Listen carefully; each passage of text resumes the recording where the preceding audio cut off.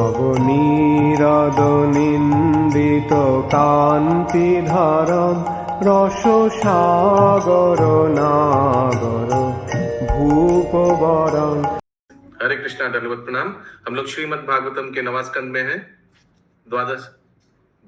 10वां अध्याय चल रहा है। आज हम लोग श्लोक संख्या 21 से कंटिन्यू करेंगे। श्रीमद् भागवतम 9.10.21 ऑनवर्ड्स। यस, अच्युत करुणेश्वर प्रभु अनम्यूट करके रिपीट करिए कृपया। रक्षापति स्वबलनस्तिम अवेक्ष रुष्ट। बोलिए। ये तो श्लोक नहीं है। हाँ, सॉरी। रक्षापति सबलनमिष्टमवेक्ष रुष्ट। थोड़ा साउंड अच्छा होने से बढ़िया रहेगा। अच्छा। आरुययानकम अथाभिशशार रामम। आरुययानकमथाभिशशार रामम। स्वस्वान्दने दुमते मातलिनोपनीते। स्वसन्दने धुमते मातलिनोपनीते। विभ्राजमानम अहनम निशिते शुराप्रे। विभ्राजमानम् अहनश्रेषिते सुरप्रे। अनुवाद। तत्पश्चात जब राक्षस राज रावण ने देखा कि उसके सैनिक मारे जा चुके हैं तो वह अत्यंत क्रुद्ध हुआ। अतएव वह अपने विमान में सवार हुआ जो फूलों से सजाया हुआ था और भगवान श्री रामचंद्र की ओर बढ़ा, जो राजा इंद्र के सारथी मातली द्वारा लाए गए तेजस्वी रथ पर आसीन थे। तब रावण ने भगवान श्री रामचंद्र पर तीक्ष्ण बाणों की वर्षा की।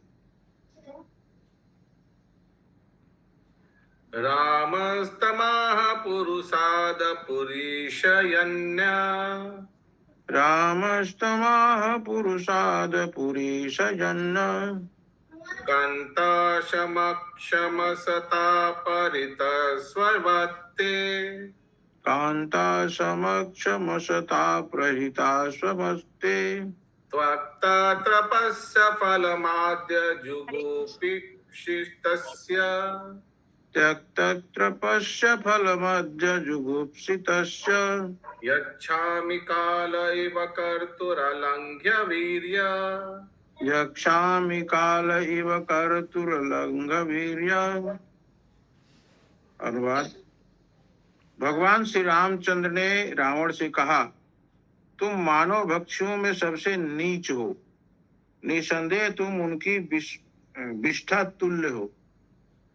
तुम कुत्ते के समान हो, क्योंकि जिस प्रकार कुत्ता घर के स्वामी के न होने पर रसोई से भोजन ग्रहण, इस प्रकार तुमने मेरी अनुपस्थिति में मेरी पत्नी सीता देवी का अपहरण किया है। इसलिए जिस प्रकार यमराज पापी व्यक्तियों को दंड देता है, उसी प्रकार मैं भी तुम्हें दंड दूंगा। तुम अत्यंत नीच, पापी तथा निर्लज्ज हो, इसलिए आज मैं तुम्हें दंड दूंगा, क्योंकि मेरा वार कभी खाली नहीं जाता। तात्पर्य। न च दैवात् परम बलम। दिव्य शक्ति से पार नहीं पा सकता। रावण इतना पापी तथा। नेटवर्क कट रहा है। पंकज नेत्र ब्रजेश प्रभु, आप अगर पढ़ने के लिए तैयार है तो बताइएगा। आपका नेटवर्क कट रहा है। अच्युत करुणेश्वर प्रभु कंटिन्यू करिए फिर से। तात्पर्य। न च दैवात् परम बलम। कोई भावी बल दिव्य शक्ति से पार नहीं पा सकता। लज्ज था कि उसे इसका पता ही नहीं था कि भगवान श्री रामचंद्र की लादिनी शक्ति माता सीता का अपहरण करने का क्या फल होगा। राक्षसों का यही अवगुण है। असत्यम अप्रतिष्ठम ते जगदाहुरनीश्वरम। राक्षसों को इसका ज्ञान ही नहीं है कि शुद्ध भगवान इस सृष्टि के शासक हैं। वे सोचते हैं कि सब कुछ संजोगवश और उसका न तो कोई शासक या राजा है न नियंता। इसलिए वे स्वतंत्र होकर स्वेच्छा से कर्म करते हैं और इस सीमा तक पहुंच जाते हैं कि लक्ष्मी तक का अपहरण कर बैठते हैं। रावण की यह नीति किसी भी भौतिकवादी हेतु अत्यंत घातक है। निस्संदेह इससे भौतिकवादी सभ्यता का विनाश होता है। चूंकि नास्तिक लोग राक्षस हैं, अतएव वे घृणित से घृणित, जिसके लिए वे अवश्य ही दंडित किए जाते हैं। धर्म श्री भगवान के आदेशों के अनुसार होता है, अतएव जो भी इन आदेशों का पालन करता है वही धर्मी है। जो श्री भगवान के आदेशों का पालन नहीं करता वह अधर्मी है और उसे दंडित होना पड़ता है। यस, निर्गुणा निलंबरी माता जी, पूनम जायसवाल माता जी, सुधामयी वल्लभी माता जी, कोई पढ़ने के स्थिति में है? हरे कृष्णा प्रभु जी, हाँ पढ़ सकते। ओके। एवं क्षिपान् धनुषि साधितम् उत्ससृज्य, एवं क्षिपन्न धनुषि साधितमुत्सृज्य, बाणं सवज्रमिव तद्हृदयं बिभेद, बाणं सवज्रमिव ततधृत्यं बिभेद, स्वस्त्रिग्वमन् दशमुखेर्न्यपतद्विमानात्, स्वसृग्वमन् दशमुखेत्यपतद्विमाना, दहेति जल्पति जने सुकृतिव रिक्त। हे द्विजलपति जने सुकृत्वरिक्त। अनुवाद। इस प्रकार रावण को धिक्कारने के पश्चात भगवान श्री रामचंद्र ने अपने धनुष पर बाण साधा और रावण को निशाना बनाया और बाण छोड़ा, जो रावण के हृदय को ब्रज के समान भेद दिख गया। इसे देखकर रावण के अनुयायी अंतर्नाद करते हुए चिल्लाए, हाय हाय, क्या हो गया, क्या हो गया? क्योंकि रावण अपने 10 मुखों से रक्त वमन करता हुआ अपने विमान से उसी प्रकार नीचे गिर पड़ा जिस प्रकार कोई पुण्य आत्मा अपने पुण्यों के चूक जाने पर स्वर्ग से पृथ्वी पर आ गिरता है। ओहो, ये अभी चूचू कौन कर रहा है, चूहा या पंछी? चिड़िया यहाँ पे बहुत है। तात्पर्य श्रीमद् भगवद गीता 9.21 में कहा गया है, क्षीणे पुण्य मत्र लोकम विश्रंति। जब पुण्य के पाप फल चुके जाते हैं तो स्वर्ग का भोग करने वाले पुनः पृथ्वी पर आ गिरते हैं। इस भौतिक जगत के सकाम कर्म ऐसे होते हैं कि कोई चाहे पुण्य करे या पाप, उसे इसी भौतिक संसार के अंदर भिन्न भिन्न अवस्थाओं में रहना पड़ता है, क्योंकि न पाप के द्वारा न ही पुण्य के द्वारा बारंबार होने वाले जन्म मृत्यु की माया के चंगुल से छूटा जा सकता है। रावण को किसी प्रकार समस्त ऐश्वर्यों से युक्त महान साम्राज्य का राजपद मिल गया था, किंतु सीता देवी का अपहरण करने जैसा पाप कर्म करने के कारण उसके समस्त पुण्य कर्मों के फल विनष्ट हो गए थे। यदि कोई किसी महापुरुष का विशेष रूप से पूर्ण पुरुषोत्तम भगवान का अपमान करता है तो वह निसंदेह अत्यंत अधम हो जाता है।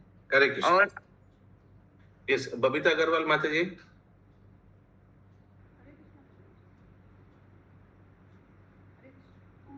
साउंड नहीं आ रहा है।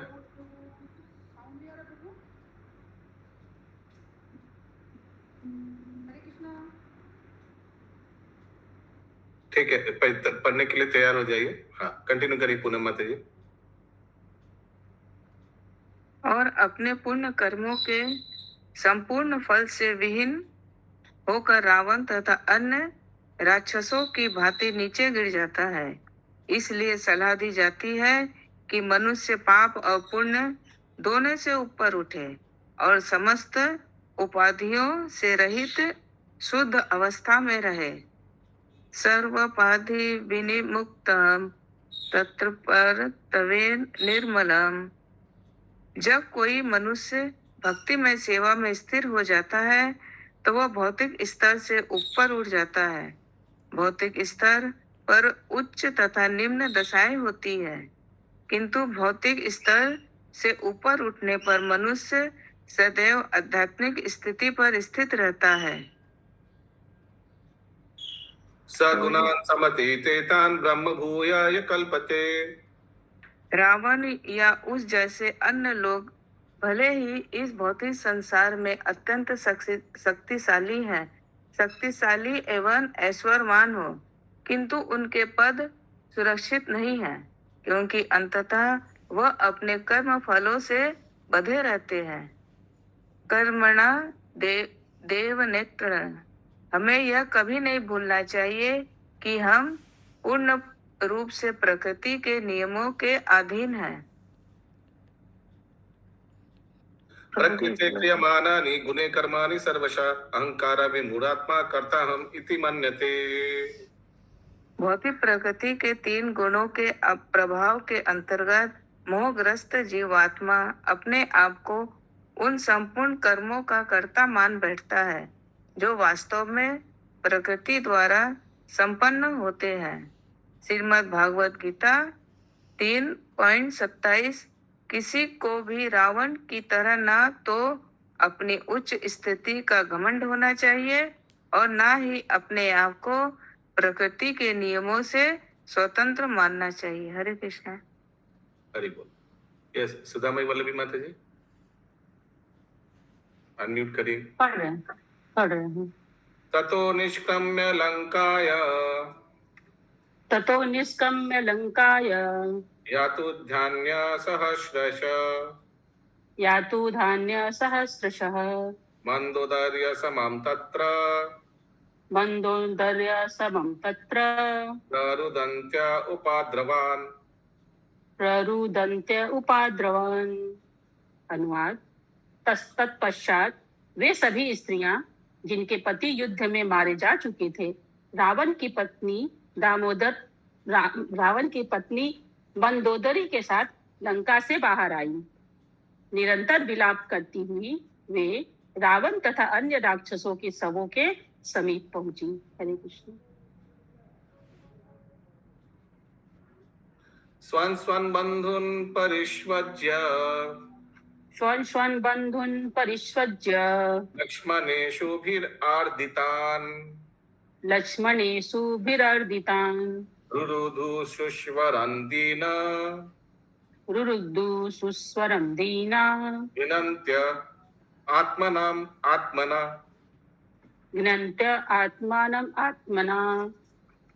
अनुवाद। लक्ष्मण के बाणों द्वारा मारे गए अपने अपने पतियों के शोक में अपनी छाती पीटती हुई स्त्रियों ने अपने अपने पतियों का आलिंगन किया और फिर वे कातर स्वर में रुदन करने लगी, जो हर किसी को द्रवित कर देने वाला था। हरे कृष्ण। हतः स्म वयं नाथ लोक रावण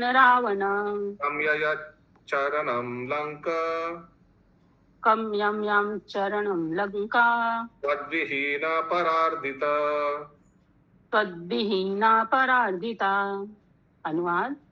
हे नाथ, हे स्वामी, तुम दूसरों के लिए अंतना की प्रतिमूर्ति थे, इसीलिए तुम रावण कहलाते थे, किंतु अब जब तुम पराजित हो चुके हो, हम भी पराजित हैं, क्योंकि तुम्हारे बिना इस लंका के राज्य को शत्रु ने जीत लिया है। बताओ ना, अब यह किसकी शरण में जाएंगी? तात्पर्य। रावण की पत्नी मंदोदरी तथा अन्य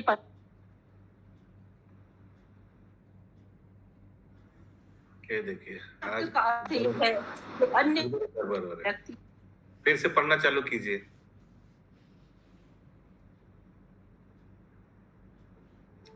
गड़बड़ है। कौन सा श्लोक है प्रभु जी? क्या ब्लूटूथ यूज कर रहे हैं क्या आप? यस केशव जगत प्रेमाती कंटिन्यू करिए। प्रभु कौन सा श्लोक है? हाँ बोल रहा प्रभु, हो गया, हटा दिया। क्या क्या हो रहा है, क्या चल रहा है, समझ ही नहीं आ रहा है। ये वो ब्लूटूथ हट जा रहा है।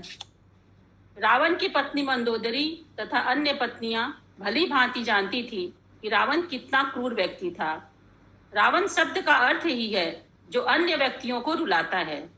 रावण निरंतर अन्य व्यक्तियों को व्यथा देता रहा, किंतु जब उसके पाप कृत्यों की पराकाष्ठा सीता देवी को कष्ट देने तक पहुंच गई, तब वह भगवान श्री रामचंद्र द्वारा मार डाला गया। हरे कृष्ण।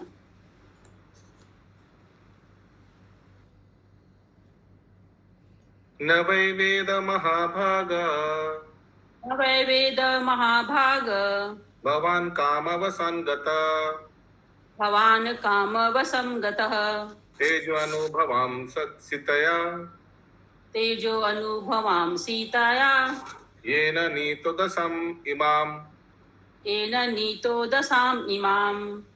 अनुवाद: हे शुद्ध सौभाग्यवान, तुम काम वासना के वशीभूत हो गए थे, अतः तुम सीता देवी के प्रभाव तेज को नहीं समझ सके।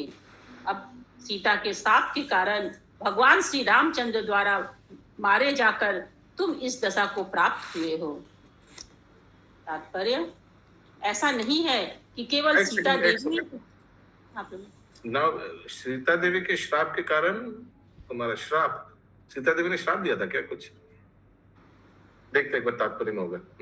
पढ़िए। तात्पर्य: ऐसा नहीं है कि केवल सीता देवी ही शक्तिशाली थी, अपितु कोई भी स्त्री सीता देवी के पद चिन्हों पर चलकर ऐसे ही शक्तिशाली बन सकती है।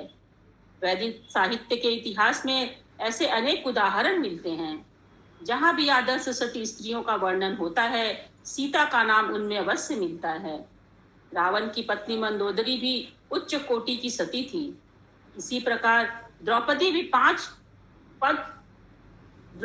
पांच उच्च कोटि की सतियों में से एक है। जिस प्रकार मनुष्य को ब्रह्मा, नारद जी जैसे महापुरुषों का अनुसरण करना चाहिए, उसी प्रकार प्रत्येक स्त्री को भी सीता, मंदोदरी, द्रौपदी जैसी आदर्श स्त्रियों के पथ का अनुसरण करना चाहिए। एक सेकंड। हाँ, 5 में से 3 तो नाम इधर आ ही गया। एक अहिल्याबाई थी ना प्रभु, अहिल्याबाई। 4 हो गया, और एक गंगाधरी, और एक क्या नाम है, गंगाधरी ना, क्या नाम है उनका? विंदा देवी। नहीं, विंदा देवी तो तारा प्रभु जी, तारा प्रभु। तारा। अच्छा, बाली की पत्नी तारा। अनुसुईया थी, अहिल्या नहीं। सती अनुसुईया। अनुसुईया थी एक पति। हाँ, सती गांधारी अनुसुईया नहीं, गांधारी लिस्ट में गांधारी नहीं। अनुसुईया इसलिए प्रभु जी ने, क्योंकि तीनों भगवान उनके पास गए थे तो बच्चा बना दी थी तीनों लोगों को। पतिव्रता थी। अरे सती रहकर तथा अपने पति के प्रति आज्ञाकारिणी बनकर स्त्री अपने आप को दैवी शक्ति से संपन्न करती है। यह नैतिक सिद्धांत है कि मनुष्य को मन में पराई स्त्री के प्रति विषय वासना की भावना नहीं लानी चाहिए। मातृवत परदारेषु। बुद्धिमान मनुष्य को चाहिए कि पराई स्त्री को अपनी माता के तुल्य देखे। यही चाणक्य श्लोक नंबर 10 का आदेश है। मातृवत परदारेषु परद्रव्येषु लोष्टवत् आत्मवत् सर्वभूतेषु यह पश्यति स पश्यत् पंडितः। जो कोई पराई स्त्री को अपनी माता के समान, पराये धन को धूल के तुल्य तथा समस्त जीवों को अपने समतुल्य मानता है, वह पंडित माना जाता है। इस प्रकार रावण न केवल भगवान रामचंद्र द्वारा अपितु अपनी पत्नी मंदोदरी द्वारा भी धिक्कारा गया। चूंकि वह सती स्त्री थी, अतः वह अन्य सती की, विशेष रूप से सीता देवी जैसी पत्नी की शक्ति को जानती थी। हरे कृष्ण। कृतैसा विधवा लंका, कृतैसा विधवा लंका वयं च कुलनंदना, वयं च कुलनंदना देह कृत्वन्नं गृधारं, देहं पितो अन्नं गृहाणाम् आत्मनरक हेतवे, आत्मा नरक हेतवे। अनुवाद: हे राक्षस कुल के हर्ष, तुम्हारे ही कारण अब लंका राज्य तथा हम सब का भी कोई संरक्षक नहीं रहा। तुमने अपने कृत्यों के ही कारण अपने शरीर को गिद्धों का आहार और अपनी आत्मा को नरक जाने का पात्र बना दिया है। यस इंद्रावती माता जी, जी प्रभु जी। कौन किसको बोल रहा है? यहाँ पे यस पूनम जायसवाल माता जी, मंदोदरी रावण को बोल रही है। तात्पर्य?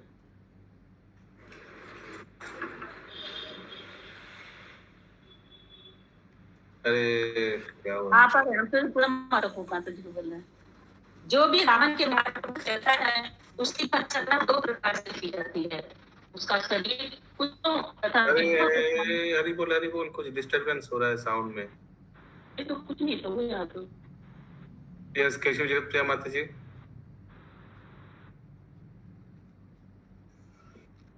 तात्पर्य जो भी रावण के मार्ग पर चलता है उसकी भर्त्सना दो प्रकार से की जाती है, उसका शरीर कुत्तों तथा गिद्धों के खाने योग्य बन जाता है तथा उसकी आत्मा नरक में जाती है, जैसा कि स्वयं श्री भगवान श्रीमद् भगवत गीता 16:19 में कहा है। ठीक से साउंड आ रहा है प्रभु? हाँ बोलिए अशोक प्रभु। प्रभु ये इसका थोड़ा विस्तार से बताइए कि आत्मा नरक को जाती है, ये नहीं समझ पाए। फिर से सेंटेंस पढ़िए। जो भी रावण के रावण के मार्ग पर चलता है उसकी भर्त्सना दो प्रकार से की जाती है, उसका शरीर कुत्तों तथा गिद्धों के खाने योग्य बन जाता है तथा उसकी आत्मा नरक में जाती है। तो ये नरक में क्यों जाती है आत्मा? हाँ मृत्यु के बाद तो सब जो पाप किया है तो नरक में जाता है पाप भोगने के लिए। ये तो प्रभु आत्मा भगवान का अंश है, तो ये नरकगामी की है वो, लेकिन वो एक यातना शरीर धारण करके जाता है। यातना शरीर का पिटाई होता है, मृत्यु नहीं होता है। आत्मा वही रहती है। आत्मा कहाँ रहेगा? आत्मा यहाँ रहेगा, शरीर अकेला जाएगा उधर। ना, जो आत्मा आज मेरे साथ है वही आत्मा वहां पहुंचेगी ना क्या? हाँ और कौन सा एक ही प्रकार का तो आत्मा है। अच्छा अच्छा। हाँ। पाप करेंगे आप और दूसरा आत्मा जाएगा। मैंने ऐसे हम पूछ रहे, मैंने ऐसे डोंट टेक मी लिटरली। जो व्यक्ति पाप करेगा वही आत्मा तो जाएगा ना। Continue please. जैसा कि स्वयं श्री भगवान ने श्रीमद् भगवत गीता 16:19 में कहा है, तानम विश्वत पुराणाम संसार प्राणाहम दिश्यता को क्रूरान तानम विश्वत पुराणाम संसारेषु नराधमान् क्षिपयाम जस्त्र मनुष्भानम सुरीशेव योनिषु। नहीं हुआ ना? ये नंद कुमार प्रभु का चश्मा का दुकान है, श्री कृष्ण ऑप्टिक्स। हम ये भेज देंगे एड्रेस। तात्पर्य आगे। जो लोग ईर्ष्यालु तथा दुर्जन है, जो मनुष्यों में सबसे अधम है, उन्हें मैं भव सागर में विविध राक्षसों योनि में डालता हूँ। इस प्रकार रावण, हिरण्यकश्यपु, कंस तथा देव दंत वक्र जैसे नास्तिकों की गति नारकीय जीवन में है।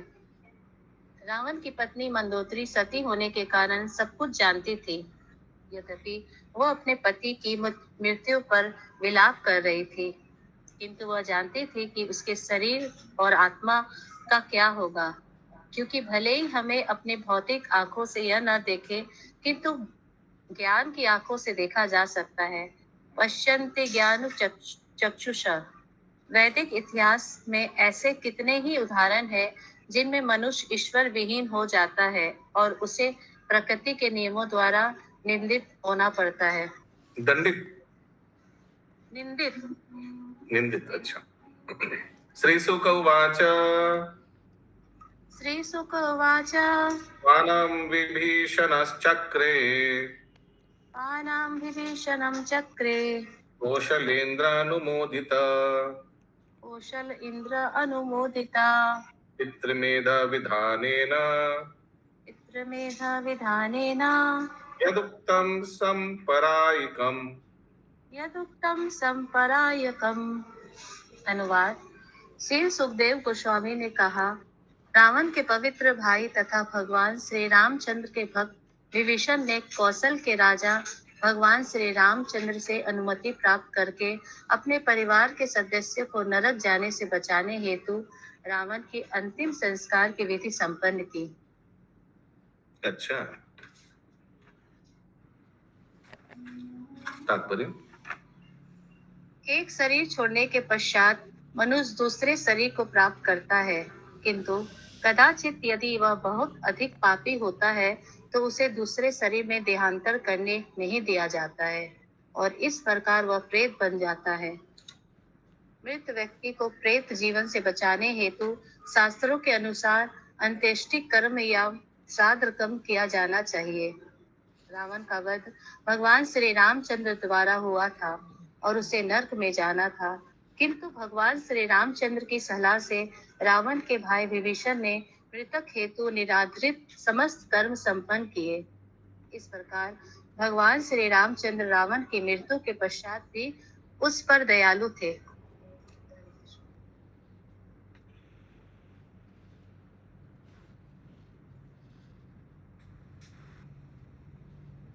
ततो दादर्श भगवान तत्दर्श भगवान अशोकावनिकाश्रमे अशोकावनिकाश्रमे शमं स्वविरह व्याधिं क्षमां स्वविरा व्याधिं सिंसपामूलम् आश्रितम्। शिंशपामूलम् आश्रिताम्। अनुवाद। तत्पश्चात भगवान श्री रामचंद्र ने सीता देवी को अशोक वन में शीशम वृक्ष के नीचे एक छोटी सी कुटिया में बैठे पाया। वे श्री राम के वियोग में दुखी होने के कारण अत्यंत दुबली पतली हो गई थी। राम प्रियतमं भ्रार्यम् रामं प्रियतमं भ्रायम् दीनं वीक्षान् वकम्पत दीनं वीक्ष अवकम्पत आत्मसंदर्श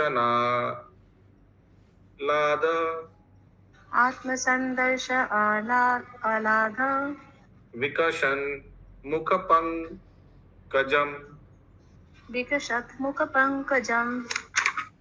अनुवाद। अपनी पत्नी को उस दशा में देखकर भगवान श्री रामचंद्र अत्यधिक दयाद्र हो उठे। जब वे पत्नी के समक्ष आए तो वे भी अपने प्रियतम को देखकर अत्यंत प्रसन्न हुई और उनके कमल सदृश मुखारविंद से आह्लाद झलकने लगा।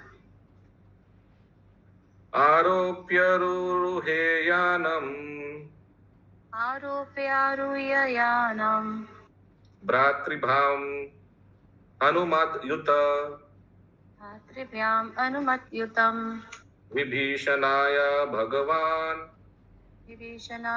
भगवान तत्त्वरक्षो गणेशताम् दत्तो रक्षागण इस्ताम लङ्कामायुश्च कल्पान्तम् लंकाम आयुष्य कल्पांतम प्रयोचीर्ण व्रतपुरीम्। ययोचेन व्रतपुरीम्। अनुवाद।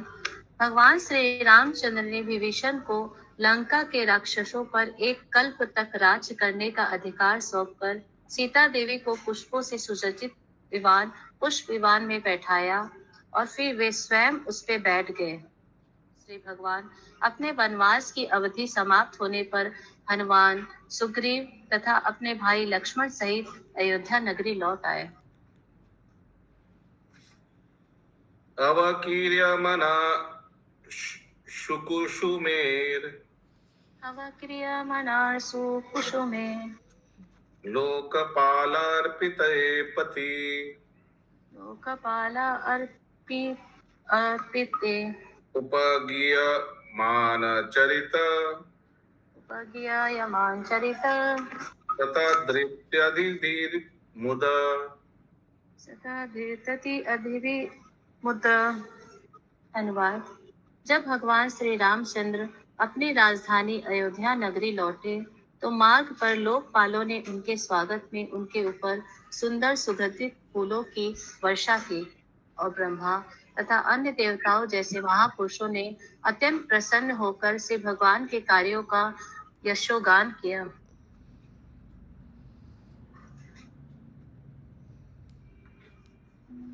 गोमूत्र यावकं श्रुत्वा गोमूत्र यावकं सूत्र भ्रातरां वल्कलम्बराम् भ्रातरं वल्कलम् आब्रम महाकारुणिको अतप्याच महाकारुणिक अतप्रत्य जटिलं स्थान्दिले सयम्। जटिलम स्थानिले स्वयं। अनुवाद। अयोध्या नगरी पहुंचकर भगवान श्री रामचंद्र ने सुना कि उनकी अनुपस्थिति में उनका भाई भरत गोमूत्र में पकाए जौ का भोजन ग्रहण करता था, अपने शरीर पर वृक्षों की छाल उड़ता था, सिर पर जटा बढ़ाए कुशों की चटा पर सोता था। अत्यंत कृपालु श्री भगवान इससे बहुत दुखी हुए। नया रेसिपी मिल गया है। हम लोग भक्ति विषय में अगला श्लोक 35 से 38 तक। भारत प्राप्तम आकर्ण्यम पौरमत्य पुरोहिते ओरम आत्मत्य पुरोहिते पादुके शिरसि न्यास्य रामं प्रत्युत अग्रजम्।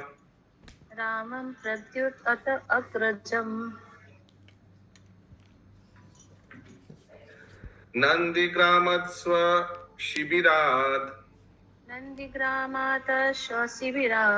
गीतवादित्र निश्वने ब्रह्म घोषेण च मुहुः परद्भिर्ब्रह्मवादिभिः स्वर्णकक्ष पताकाभिः हेमे चित्रध्वजे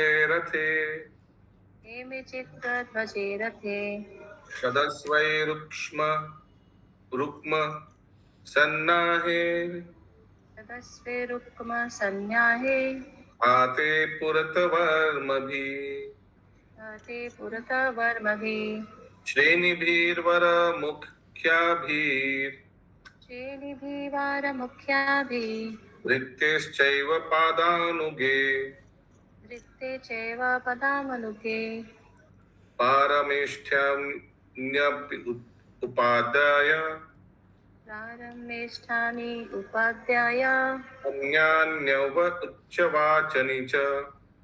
अन्यानि उच्च अवाचानि आद्योन्युपत्तप्रेम्णा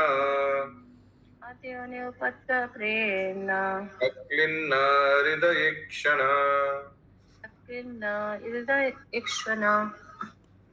अनुवाद। जब भगवान भरत को पता चला कि भगवान श्री रामचंद्र अपनी राजधानी अयोध्या नगरी लौट रहे हैं, तो तुरंत भी उन्होंने श्री भगवान की खराओं को अपने सिर पर रखी और नंदीग्राम स्थित अपने शिविरी से बाहर आ गए। भरत के साथ मंत्री, पुरोहित, अन्य भद्र नागरिक, मधुर गायन करते व्यवसायक, गवे तथा वैदिक मंत्रों का उच्चारण उच्च स्वर से पाठ करने वाले विद्वान ब्राह्मण थे। उनके पीछे जुलूस में सुंदर घोड़ों से जूते रथ थे, जिनकी लगाम में सुनहरी रस्सियों की थी। ये रथ सुनहरी किनारी वाले पताकाओं तथा अन्य विविध आकार प्रकार के पताकाओं से सजाए गए थे। सैनिक सुनहरे कवच से अलंकृत थे, सेवक पान सुपारी के लिए थे तथा साथ में अनेक विख्यात सुंदर गणिकाएं थी, और अनेक सेवक पैदल चल रहे थे और वे छाता, चामर, बहुमूल्य रत्न तथा उपयुक्त विविध राजसी सामग्री लिए हुए थे।